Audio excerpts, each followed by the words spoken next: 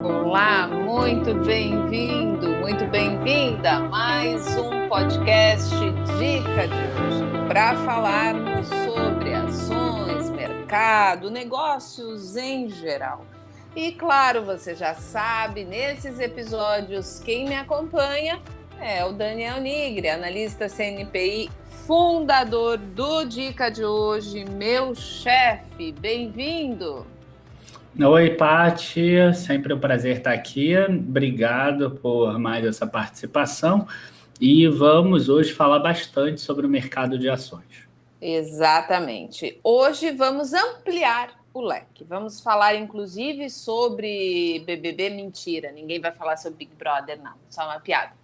Nós vamos falar sobre negócios, principalmente, mas eu quero começar com uma notícia que saiu hoje no Valor Econômico e que muita gente já havia questionado, inclusive o time, se não era hora, que isso poderia, em tese, corroborar a tese de que a Bolsa de fato está barata sim e que todo esse pessimismo se deve a influências políticas, no sentido de eleições que vão definir, obviamente, todo o rumo posterior da política monetária e fiscal, mas ainda assim mais devido a essa incerteza, esse pânico político, que é a seguinte: programas de recompra de ações crescem 44% em 2021, ou seja, a queda dos preços das ações na Bolsa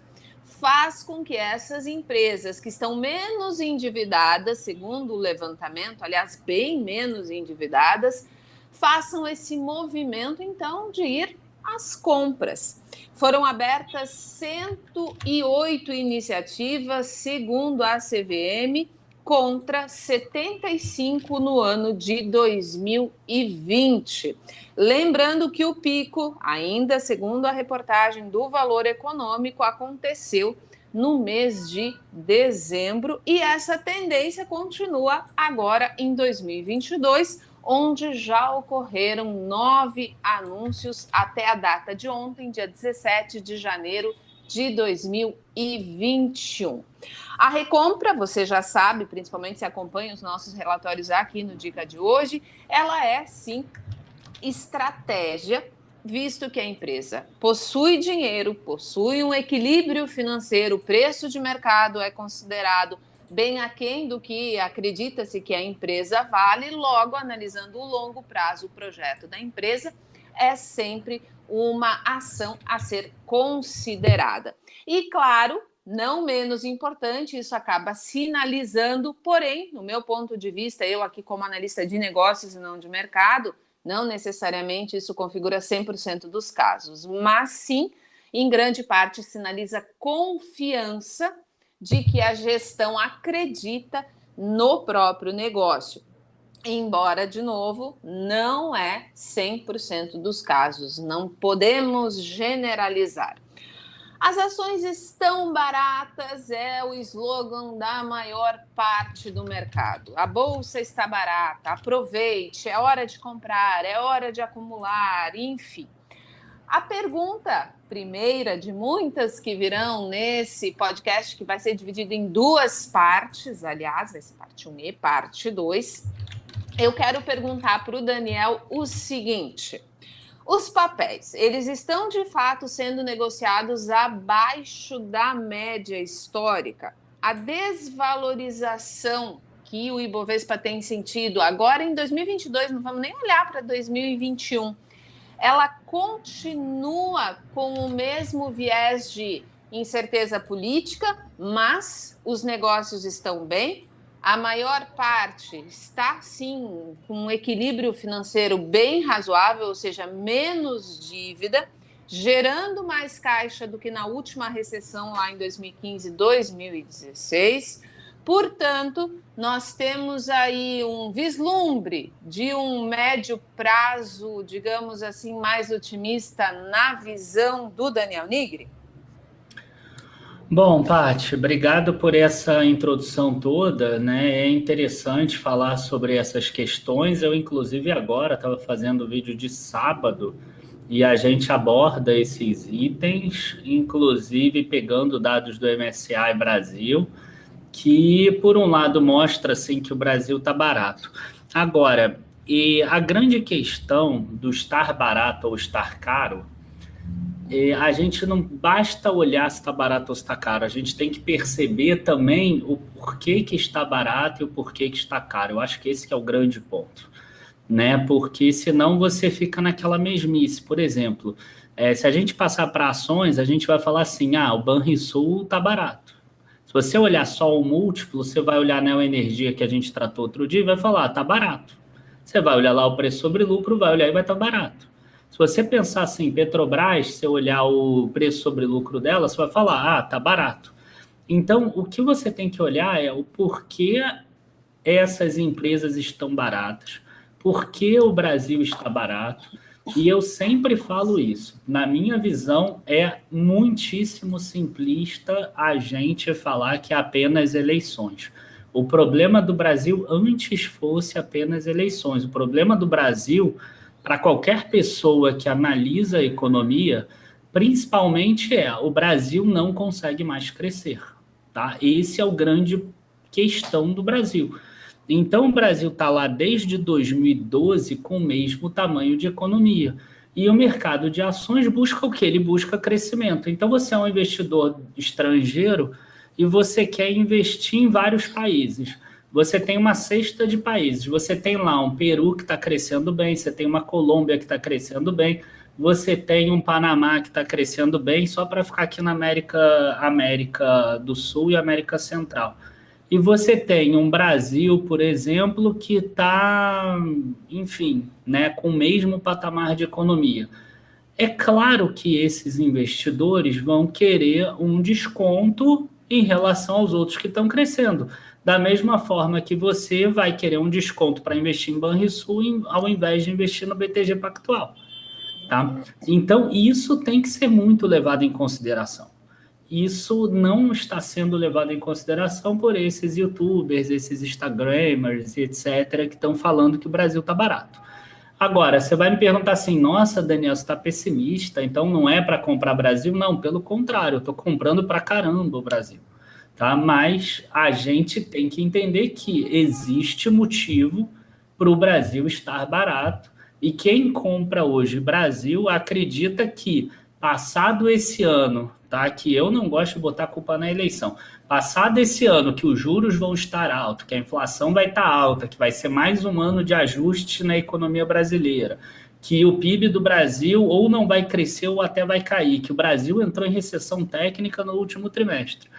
Você acredita que depois de passado tudo isso, o Brasil volta ao caminho do crescimento. Mas pode ter certeza, se o Brasil passar 10 anos crescendo 0% ou 1% todos os anos, a Bolsa do Brasil vai ter um desempenho pífio nos próximos 10 anos, mesmo que a gente veja ela barata hoje. Tá? Ela vai ficar barata por 10 anos, igual a empresa que não cresce fica barata por 10 anos, 15 anos, 20 anos e assim por diante. Isso que o Daniel falou é importante, porque a gente precisa lembrar também que quando se fala em incerteza política, a eleição ela está diretamente ligada com os caminhos que irão seguir a política econômica, a política monetária, a política fiscal. E isso afeta diretamente as empresas. Então, é sim muito importante que você compreenda que não é só eleição por eleição. Porque a mídia diz isso, porque a mídia... Não, é o futuro. Significa os caminhos, significam as propostas. Afinal de contas, cada candidato, cada partido tem lá o seu viés, as suas propostas, os seus planos, os seus objetivos. E é claro, todos eles mexem com a política monetária, portanto, vai mexer sim com a forma como a empresa enxerga a possibilidade do investimento. Isso é fundamental que vocês entendam antes de investir. Não é porque a gente vai simplificar da seguinte maneira: poxa vida, mas então o risco país é muito alto, significa que existe muita corrupção? ponto final, ninguém investe no Brasil. Não, está longe disso, está a quilômetros de distância. Mas também não é aquele viés otimista de que absolutamente tudo está barato, porque tudo se resolve após a eleição. Então, nem 8, nem 80. Até porque ontem saiu também um dado do Índice de Atividade Econômica do Banco Central, né? O IBC-BR, e ele subiu 0,69% em novembro de 2021, ou seja, ano passado, na comparação com outubro. E por que isso é um dado importante? Porque esse número positivo, ele veio após uma sequência de 4 quedas seguidas nesse indicador, o que fez, então, com que os economistas levantassem aquela bandeira dizendo, opa, então vem aí um PIB positivo no quarto trimestre de 2021. Lembrando que no acumulado, nos 12 meses até novembro, na verdade, de 2021, ele subiu 4,30% e ficou estável, então, nesse indicador acumulado de 12 meses na comparação com o anterior. Lembrando também que no quarto trimestre, muitos analistas de mercado, e aí vem a minha pergunta para o Daniel, principalmente no setor de serviços, mais do que no varejo, acreditam que vem aí um setor de serviço com um indicador um pouco mais positivo, e o varejo, apesar dele ter sim reagido um pouco, não foi só um aumento da inflação, teve um crescimento não muito grande, mas teve um crescimento. Acredita-se então, Daniel, segundo a tua opinião, que quarto trimestre a gente vem com um varejo ainda bastante fraco nos resultados, os serviços com um pouco de recuperação e a indústria ainda com o capital de giro comprometido pela necessidade ainda de uma formação maior de estoque devido aos gargalos que ainda continuam na cadeia? Falando um pouquinho sobre setor mesmo. Tu tem uma visão para passar para o pessoal aí que está com ação de varejo na carteira, de serviço, de indústria? Como é que tu está enxergando esses setores hoje? Tá, o varejo, a gente chegou a olhar alguns dados da Black Friday, veio um crescimento, mas um crescimento ali abaixo da inflação, tá? Principalmente aí quando a gente pensa em e-commerce, etc. Agora, quando a gente olha alguns dados da Multiplan, por exemplo, que já saiu prévio operacional, a gente viu crescimentos bem robustos, crescimentos bem fortes em termos de shopping. Então, o que a gente está vendo aqui em relação a varejo é que a gente vai ter um misto, tá? Até mesmo a expedição de caixa de papelão a gente viu que tem reduzido, voltou para aqueles patamares de 2019, então a gente está acreditando que o varejo físico vai ter tido uma recuperação forte, tá? E o e-commerce, até pela base de comparação do ano passado, vai ter um viés aí um pouco mais fraco.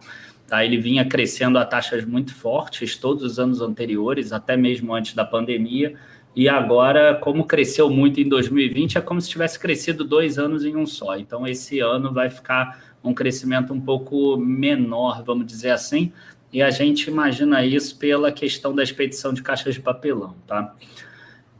Com relação a serviços, eu até acredito que o quarto trimestre a gente vai ver um número forte. Só a minha grande questão é, será que essa recuperação vai ser interrompida agora no primeiro trimestre de 2021 com essa terceira onda de 2022, com essa terceira onda de Covid? Então é aquela coisa, né? Talvez o mercado vai ver números fortes, números bons, mas já vai antecipar uma piora no primeiro trimestre de 2022 que pode atrapalhar esse mercado todo de serviços. Tá? Então, eu tomaria um certo cuidado nessa parte. Varejo, na minha visão, está barato. Varejo é um case que é interessante para as pessoas que tiverem paciência. Tá? Porque o varejo ele vai sofrer ainda com questão de juros esse ano, mas é inegável que hoje muitas das empresas da Bolsa elas negociam a valores menores do que elas gastariam para abrir a estrutura delas todas. Né? Outro dia a gente estava fazendo esse cálculo lá da CIA, que se a CIA, por exemplo, ela precisasse abrir todas as lojas dela. Imagina que um player, né, entrasse no Brasil e quisesse abrir todas as lojas da CIA exatamente nos pontos da CIA. Ela gastaria muito mais, mesmo descontando dívida, do que a CIA vale hoje de valor de mercado.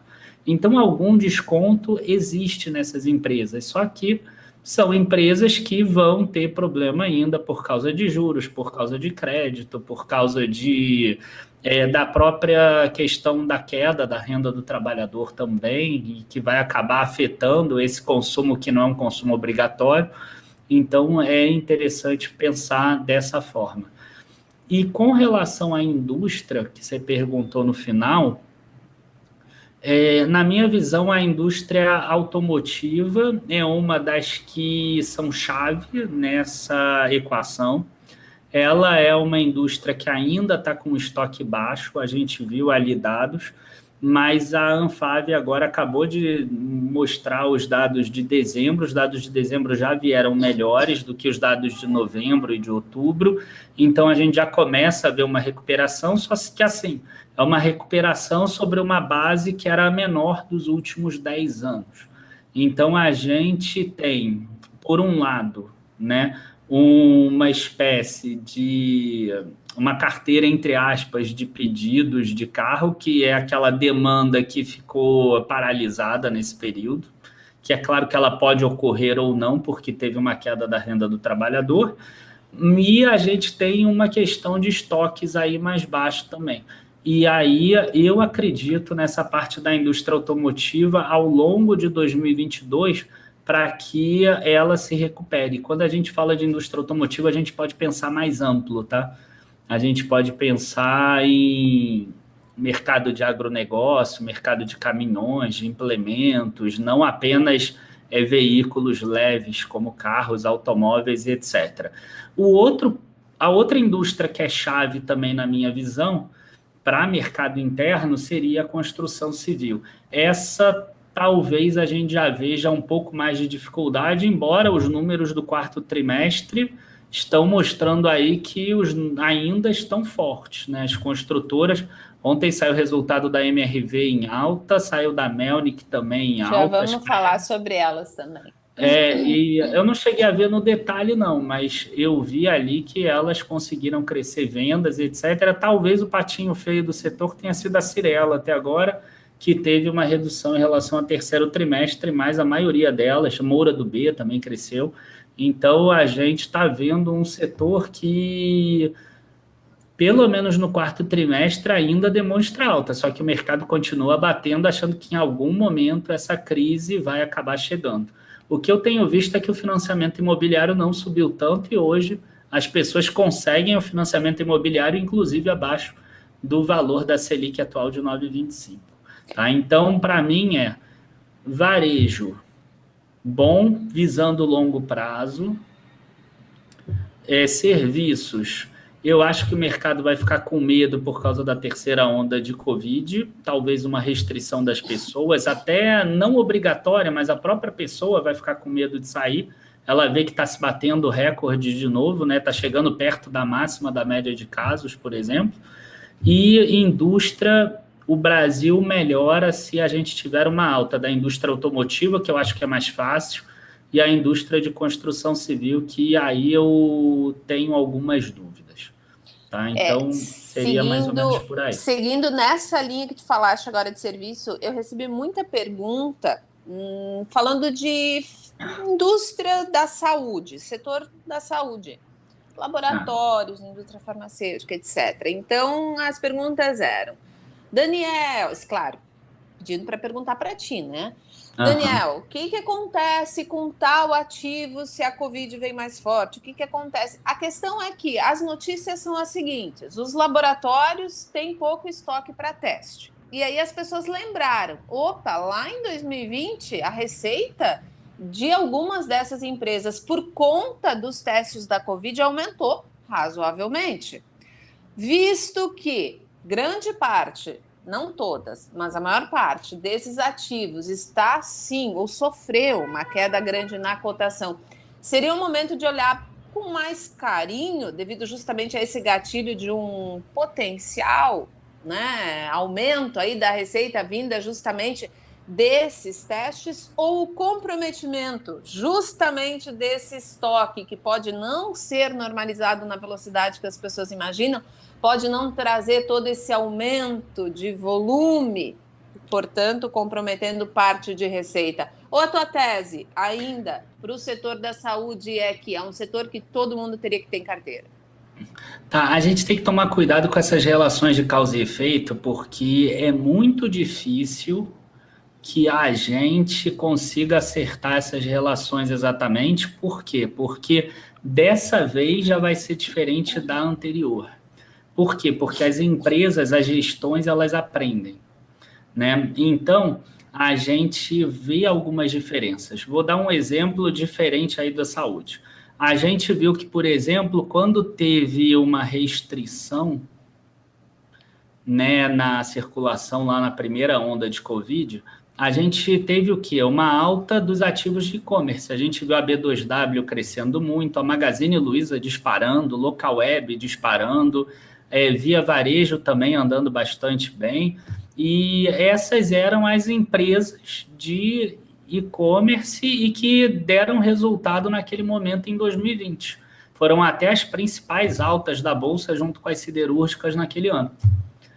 O que aconteceu na segunda onda de Covid em 2021? A gente viu várias pessoas investindo exatamente nessas empresas e elas tomaram na cabeça, né? O que aconteceu com a Magazine Luiza depois lá de maio, por exemplo, ou com a Via Varejo, ou com a Americanas, né? A B2W já não existia mais, ou até com a Localweb, todas elas despencaram.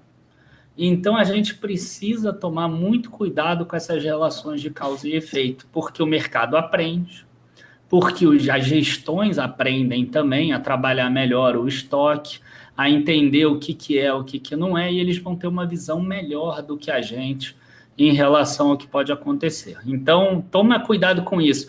A Fleury tem 13% da receita de hospital vindo disso, então eu vou comprar Fleury porque agora está aumentando o Covid, todo mundo vai fazer exame, e aí ela vai ganhar muito dinheiro, ela vai ter muita receita. Tomem muito cuidado com essas relações de causa e efeito. Normalmente você se ferra, normalmente dá errado. Tá? O que eu gosto de fazer é o seguinte, eu gosto de pensar mais longo prazo. Tá? Então, por exemplo, se eu pensar assim, em 10 anos, independente de Covid ou não, a gente vai ter aumento de gastos das pessoas com a saúde? Na minha visão, vai, porque você tem uma inflação médica aí que é enorme, você tem cada vez mais exames diferentes, você tem cada vez mais remédios diferentes, você tem cada vez mais uma curiosidade das próprias pessoas de querer descobrir os problemas que ela tem de saúde porque elas querem viver mais. E aí entra a questão também de envelhecimento da saúde, que é uma consequência de tudo, envelhecimento das pessoas, que acaba sendo uma consequência disso e o pessoal usa como causa. Bom, quando a gente pensa dessa forma, eu acho que o investimento em ações ele faz muito mais sentido, porque você sai dessa visão de curto prazo, de querer tentar acertar o timing, etc., para uma visão de muito mais longo prazo, uma visão de investidor. Então, você olha hoje ativos, né, igual a própria Fleury que a gente viu, que está passando, na minha visão, por um turnaround de operação dela, tá? Porque ela entendeu que ela, se continuasse só como laboratórios médicos, ela iria acabar em algum momento, porque você tem hoje players muito grandes que estão começando a oferecer isso de forma verticalizada, então a empresa está trabalhando para mudar, e uma empresa igual a Hypera, por exemplo, igual a Blau, farmacêutica, que devem crescer muito as receitas dela, mas não é nesse ano, é ao longo, por exemplo, dos próximos 10 anos. Então, o meu recado para as pessoas foquem menos no curto prazo, nessas relações de causa e efeito, provavelmente você vai errar essas relações, tá? E pensem mais no setor a longo prazo, tá? Então, eu gosto muito mais de pensar dessa forma, Paty. Muito bem. Agora, passando, então, do setor da saúde para o setor Paty, eu posso comentar sobre a questão de aquelas recompras de ações que você falou no início? Claro. Porque é o seguinte, tá? Eu acho que é importante a gente pontuar que é muito legal a pessoa falar assim, recompra de ação é muito legal, porque aí a companhia acha que ela está muito barata, e aí ela estando muito barata, ela recompra suas ações, depois ela pode cancelar essas ações, e aí o acionista acaba ganhando um dividendo maior, porque divide por menos acionistas, né? Isso aí é o que todo mundo fala aí no Instagram, no YouTube, como é maravilhoso a recompra de ações, tá? Agora, quando você entra ali nas entrelinhas, né, a primeira coisa que me vem à cabeça é o seguinte, tá? Por exemplo, a Priner agora. Né? A Priner ontem colocou lá um programa de recompra de ações de 2,7% de ações em circulação. 1 milhão de ações. Eu sei que é uma empresa, né, até porque você entrevistou ela lá no portal Small Caps, que ela quer fazer novas aquisições. 1 milhão de ações, se eu não me engano, vai dar 7 milhões no preço atual, que é um valor que é importante para a empresa fazer essas novas aquisições também. E aí eu pergunto, né, sempre me pergunto assim, se ela é uma empresa que quer crescer, se ela é uma empresa que fala até mesmo em fazer um follow-on no futuro para aumentar a liquidez, né, o que leva a empresa hoje a fazer uma recompra de ações? Ou de outra forma, por que uma empresa que acredita que o mercado dela é tão grande, que tem tantas possibilidades de investimento, que tem tanto potencial de crescimento, acredita que a melhor forma de investir o recurso dela, o capital dela, é recomprando as próprias ações? Olha como é diferente quando você pensa dessa forma. Né? Alguma coisa não bate com o discurso. Né? Será que a empresa ela realmente está tão barata a ponto de que a taxa de retorno de qualquer aquisição vai ser pior do que a taxa de retorno que ela consegue recomprando as ações? Ou será que o mercado não está assim tão às mil maravilhas a ponto de que a melhor alocação de recurso da empresa é realmente ela recomprar as ações dela? Porque, cara, se o dinheiro ficar parado na conta hoje, ele vai render 11%, 12%, que é uma baita alocação de recurso também. Então, o que leva a empresa a recomprar? E aí a gente entra em outras questões também. Será que a empresa não está querendo, né? E aí eu não estou falando da Priner, não, eu acho que ela é uma empresa séria, mas pensando em outras empresas que abriram capital recentemente, será que, na verdade, elas não querem usar esse recurso, que é um recurso da empresa, para comprar as ações que estão em circulação, reduzir a quantidade de ações em circulação, depois cancelando e tornar um fechamento de mercado mais barato? Pois é. Então, a gente tem que tomar cuidado com essa questão de recompra de ações. Tá? Por quê? Porque você tem recompra de ações quando o mercado está extremamente barato, mas você tem aí na história recompras de ações no oposto também, quando o mercado está em vias de entrar em processos de fusão e aquisição ou em processos de fechamento de mercado. Então, tomem cuidado com excessos de recompra de ações. Fiquem sempre alertas, porque nem sempre ela é boa para os minoritários, tá? E não tem nada a ver com a Priner, não, tá, gente? É porque a Priner abriu ontem e eu dei ela como exemplo. Não estou falando que é a Priner que vai fazer isso.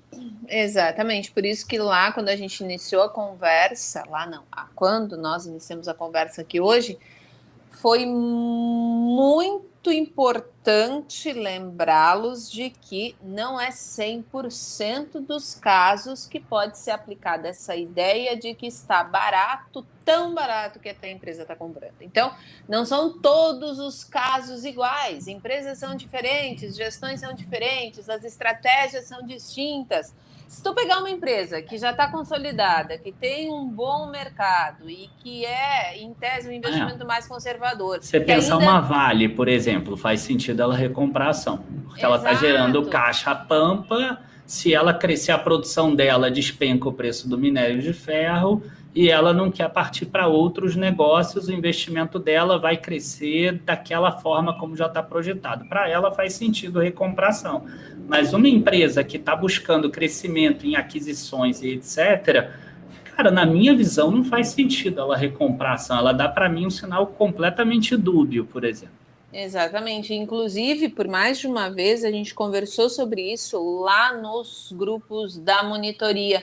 A gente tem que ter muito cuidado com isso. Não é sempre bom, não é uma vantagem, sempre um benefício, independente de onde ou como ou em que momento seja.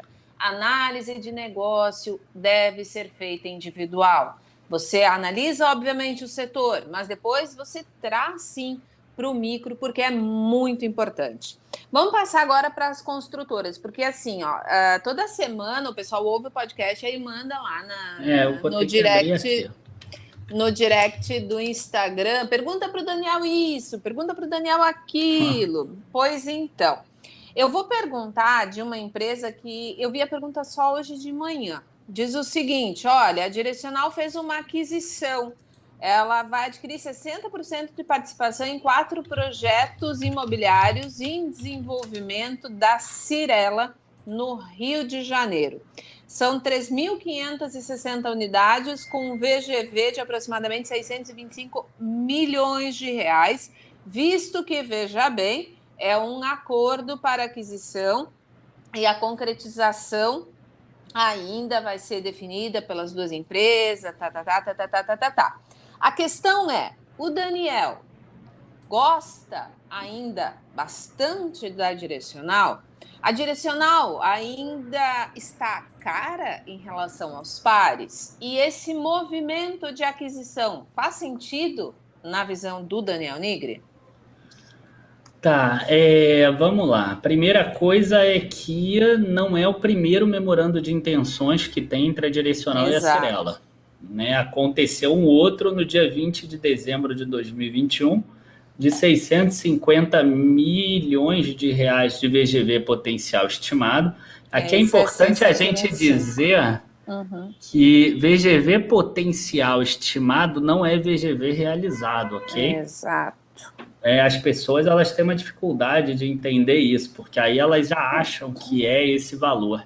Está acontecendo um problema desse lá na Azevedo hoje. As pessoas acham que o VGV lá da venda do Minha Casa Minha Vida deles é 1 bilhão e pouco. E isso é o potencial estimado. E não vai ser, a gente já sabe que não vai ser. Mas o pessoal acredita naquele número e trava naquele número, né? Todo mundo gosta de história bonita, todo mundo quer ter certeza. Na própria JHSF aconteceu isso em um dos empreendimentos também, aquele do lado do Shopping Cidade Jardim, que no início o VGV potencial estimado era 900 milhões, depois baixou para 830 e agora eles nem colocam mais, por exemplo. Então, isso também acontece, tá? Com as empresas, mesmo empresas muito boas, empresas que têm bons retornos, elas erram alguns projetos, tá? Então, isso vai acontecer. Então, quer dizer, a empresa, a Direcional, ela tem uma atuação hoje que ela é diferente das outras empresas de mercado, tá? Qual é a atuação da Direcional hoje? Ela resolveu sair do São Paulo. Quer dizer, não é sair, ela continua investindo também em São Paulo, mas ela está abrindo o leque dela, porque ela viu que o mercado de São Paulo não está tão simples assim, até porque os terrenos estão altos e ela, principalmente, é Minha Casa Minha Vida. Então, quem está construindo São Paulo hoje, para ela, é o segmento de médio e alto padrão dela, que é a Riva. Então, a Riva está São Paulo e a Direcional não consegue construir São Paulo, a não ser que seja assim, uma região mais metropolitana que tem um terreno mais barato, porque ela é Casa Verde Amarela, né, que é o novo Minha Casa Minha Vida. Então, ela pega da Cyrela, por exemplo, esse VGV potencial estimado de 650 milhões, que dá 2.700 unidades. Fazendo um cálculo rápido aqui, dá uns 230 mil por unidade. Então, devem ser ativos do Casa Verde Amarela aqui. Aonde? Na região metropolitana de Belo Horizonte. E ela adquire 50% nesse memorando de intenções. Tá? Um VGV potencial estimado de 650 milhões E eu imagino que o valor que ela vai estar pagando no terreno aí, pelo que eu conheço da Direcional, vai girar alguma coisa em torno de 12% desse VGV potencial estimado. Tá? Talvez até um pouco menos por ser Minas Gerais, Belo Horizonte. Então, eu imagino que ela vai pegar 65 milhões, o dispêndio de caixa vai ser 32,5, além de todo o valor que vai ter durante a obra. Tá? Então, o dispêndio de caixa aqui eu não acredito que vai ser tão grande assim, lembrando que ainda necessita de aprovação do CAD, então não deve aparecer no quarto trimestre. E esse que você falou de ontem, de 17 de janeiro, são 624 milhões para 3.560 unidades. Então, fazendo também uma conta rápida aqui, vai dar uns 175 mil reais por unidade. E aí a Direcional vai pegar 60% de participação desses 4 projetos da Cirela, onde agora? Região metropolitana do Rio de Janeiro.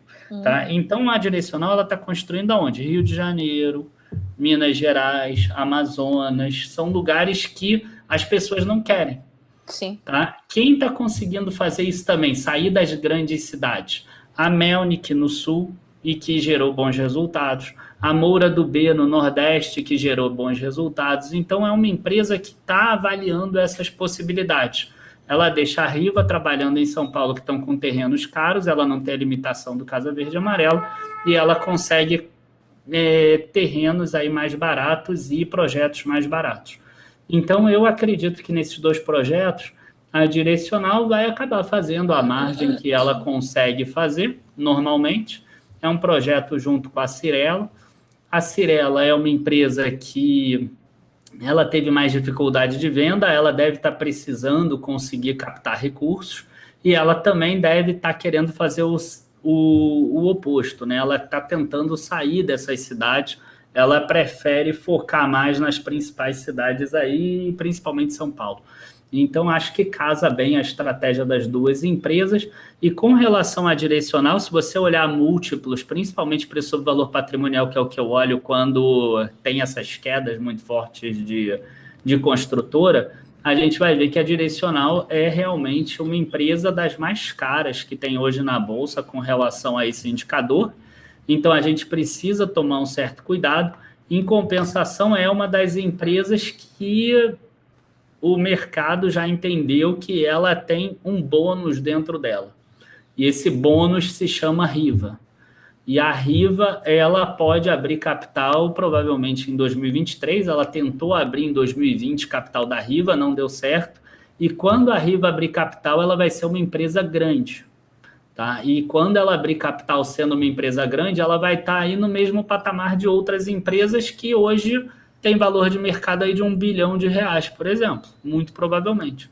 Então, quer dizer, o mercado ele já precifica não apenas Direcional nesse valor, ele precifica Direcional mais Riva, até um possível dividendo que a Direcional pode pagar quando ela tirar e fizer esse spin-off da Riva.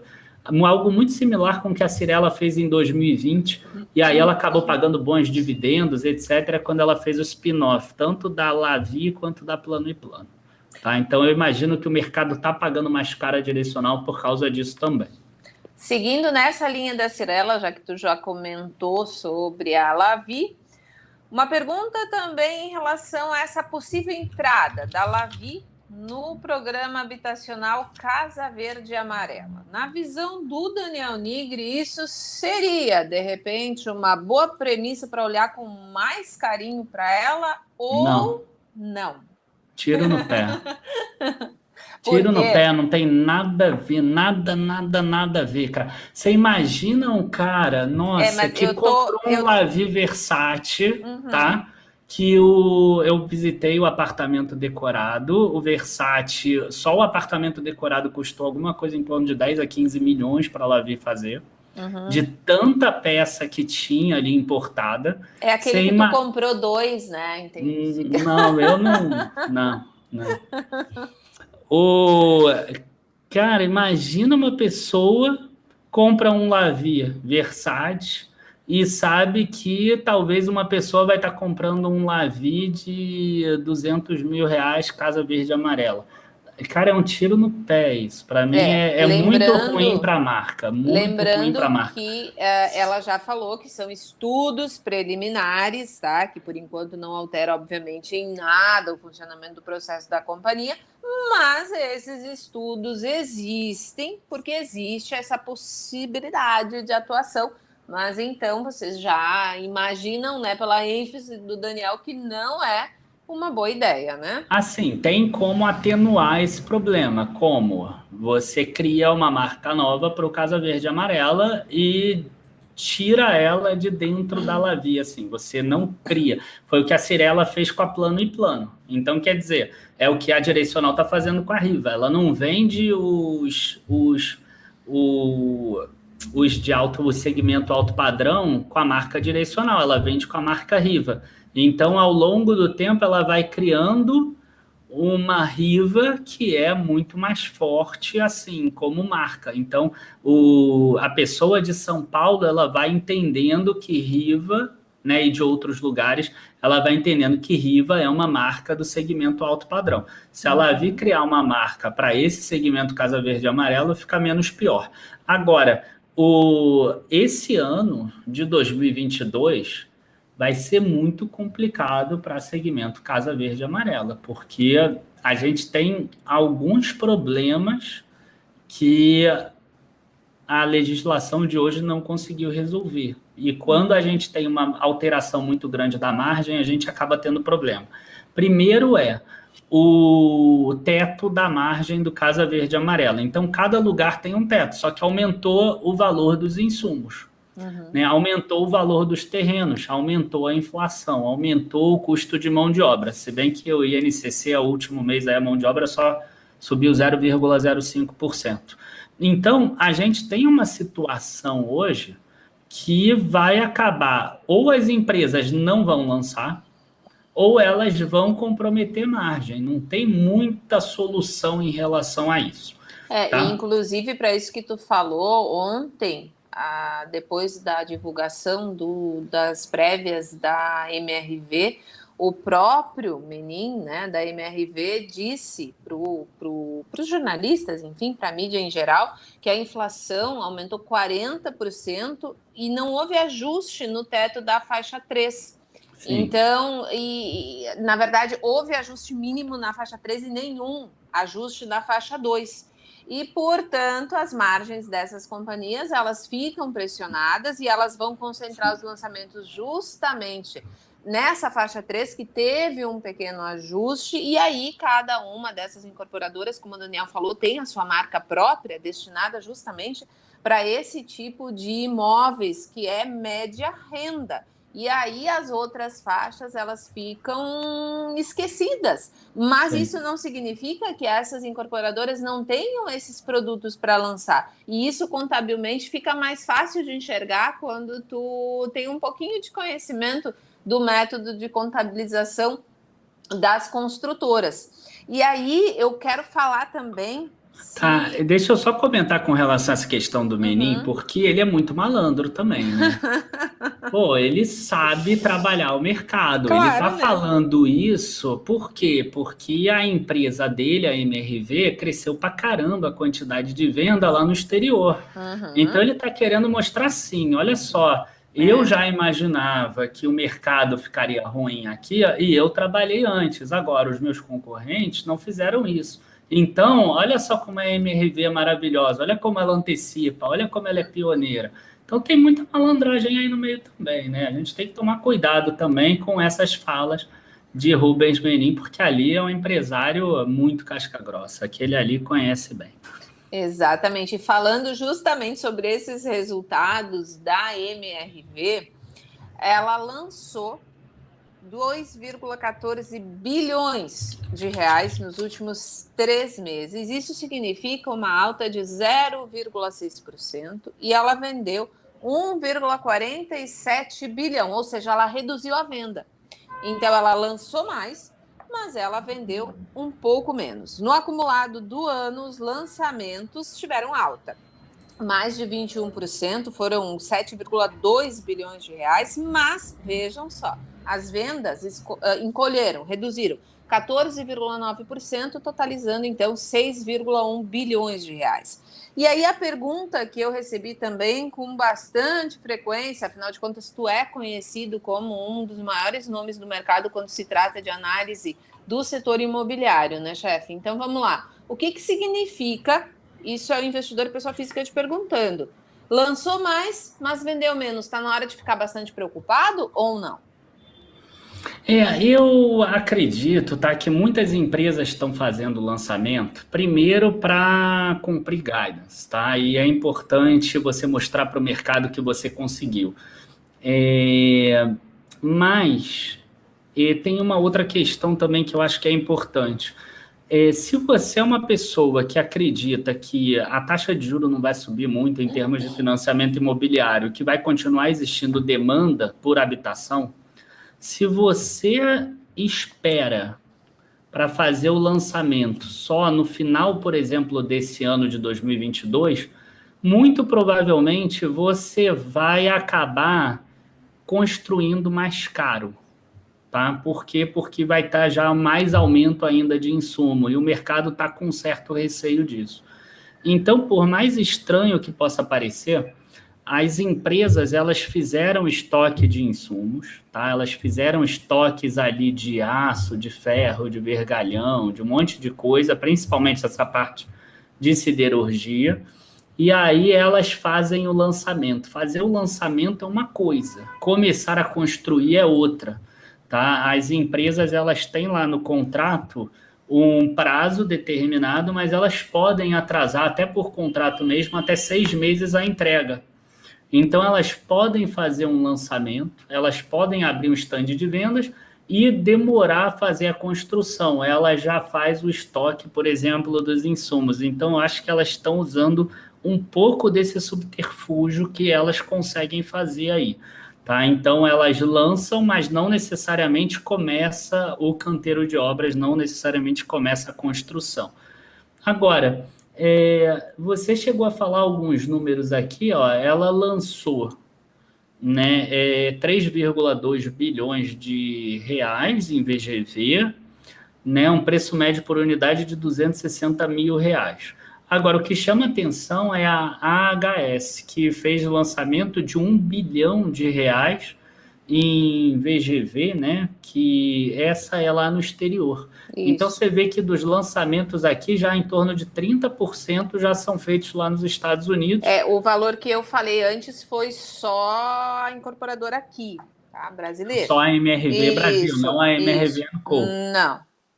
Então, quando a gente coloca o exterior junto, que é a avenida de crescimento da MRV hoje, e talvez um pouquinho da Lugo também, para ter uma receita recorrente, a gente já começa a ver um crescimento aqui mais interessante. Então, quando a gente bota tudo junto, a gente tem um aumento de vendas líquidas em relação ao ano passado de 18%. Isso, mas aí o pessoal está preocupado mais com o mercado brasileiro.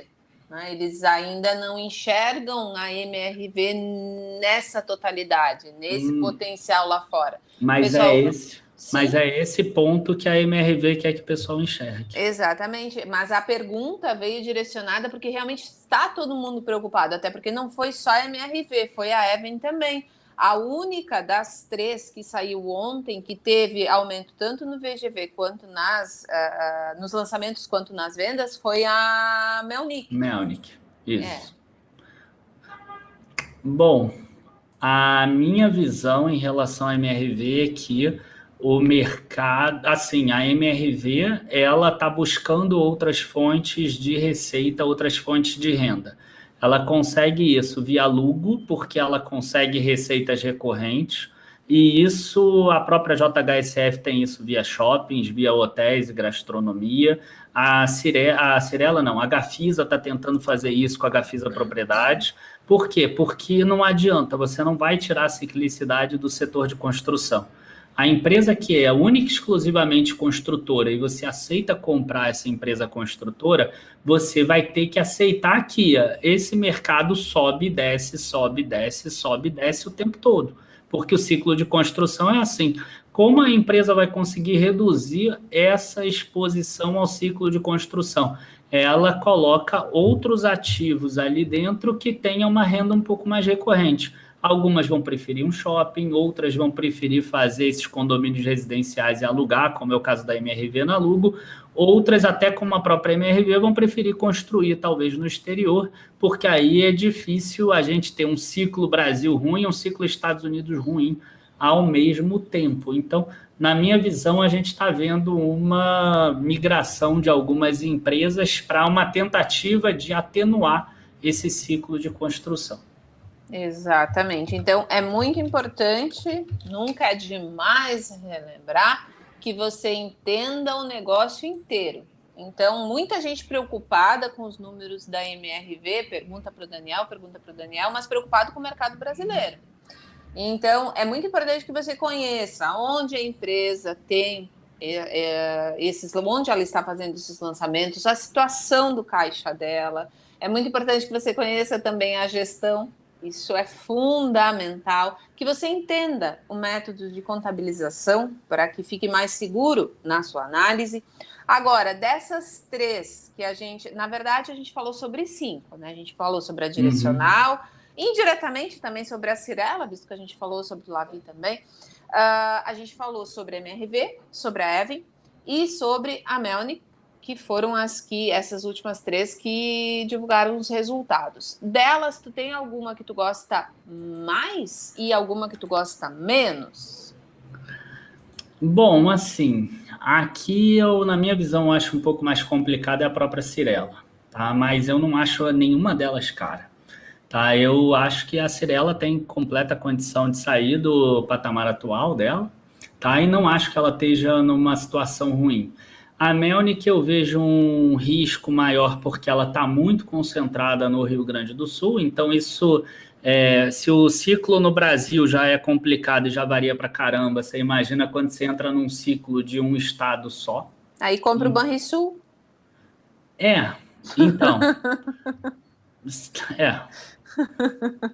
Mas você vê que a Melnick cresceu, então quer dizer, sim, vai ter um ou outro ponto.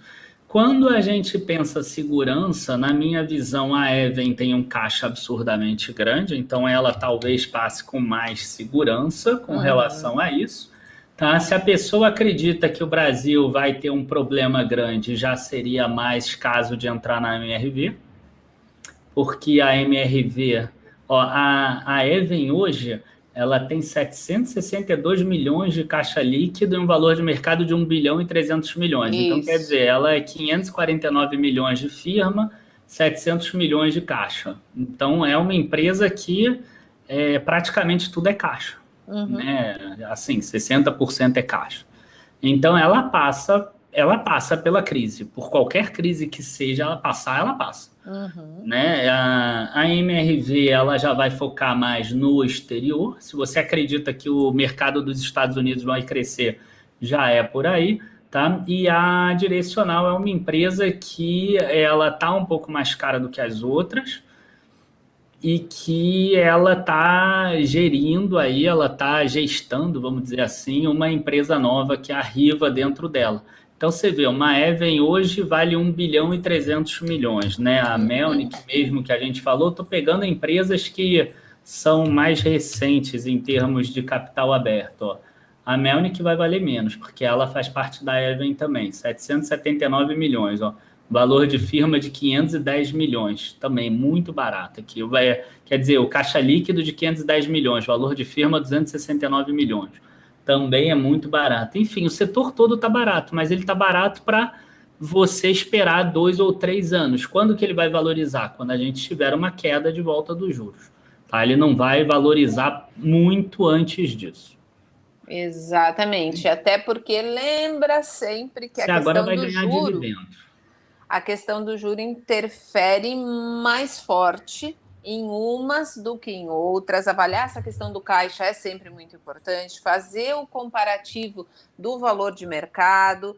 São contas que, a princípio, são bem básicas, mas que fazem muita diferença quando você vai concluir o tamanho do risco que significa o teu investimento. Se você olhar, por exemplo, nas construtoras, olha que interessante, né? O yield dessas empresas que a gente falou, ó, direcional, 6,5%, né? Claro, dos últimos 12 meses eu estou pegando aqui tudo rapidinho, né? Não sei se nos próximos 12 meses vai repetir, se vai ser menor ou maior. MRV, 5,8%. Aí a gente passa para Even, por exemplo, ó, Even, a gente já tem aqui, ó, 13,4%. Aí tem caixa grande. Aí a gente vai para Melnick, ó, 7,6%. Aí a gente passa para Cyrela. Olha como são todos dividendos grandes, né? Cyrela, 7,7%. Para terminar, Lavi, eu sei que ela está grande, que ela fez um pagamento grande recentemente. 13,9%. Então, quer dizer, a gente está falando de empresas que estão pagando aí entre 6% e 14% de dividendo ao ano. Se você demorar 2 ou 3 anos para ter o retorno e ela continuar pagando de 6% a 14%, cara, relaxa. É isso. Investir é isso. Investir em bolsa não é você comprar e valorizar no dia seguinte.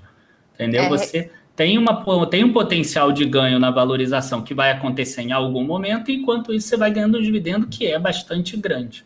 Né? Você pensar hoje que um título público está pagando IPCA mais 5,5%, todos esses dividendos já passam do prêmio. Quer dizer, se a ação subir mais do que a inflação, já é suficiente. Exatamente, é o famoso respira e não pira, né? Tem que se acalmar e tem que filtrar as informações, não pode acreditar em tudo que tu ouve, nem tudo é tão lindo e nem tudo é tão feio, porque as empresas, elas são reais, elas existem, elas trabalham, a operação funciona todos os dias, e a gente não pode acreditar que a mesma velocidade da volatilidade lá no teu home broker, ela acontece também nos resultados, sejam para melhor ou sejam para pior nos negócios na vida real.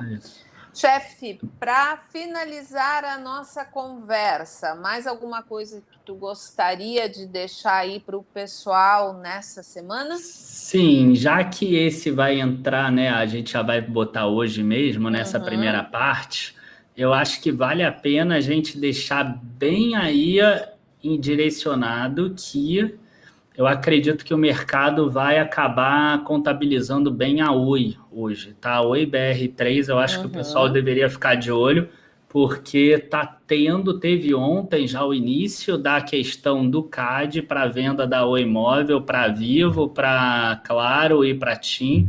O mercado sabe que não vai sair exatamente da forma como elas esperam, vai ter alguma coisa de ativo que vai ter que ser vendido.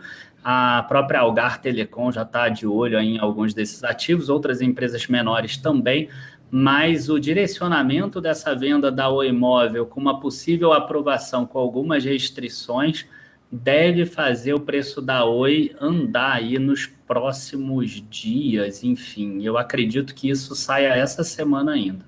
Então esse é o recado final. Muito bem.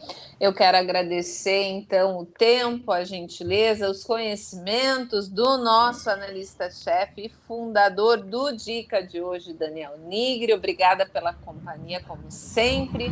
E, claro, agradecer você que nos acompanha durante essa quase 1 hora de conversa. Espero ter respondido parte das perguntas que foram enviadas lá pelo Instagram. Aliás, fiquem à vontade para mandar as perguntas. Sempre que possível, eu vou repassá-las sim para que o Daniel as responda. Eu espero que você tenha uma ótima semana e, claro, você já sabe, como sempre, se você quiser, a gente se vê no próximo podcast. Um abraço.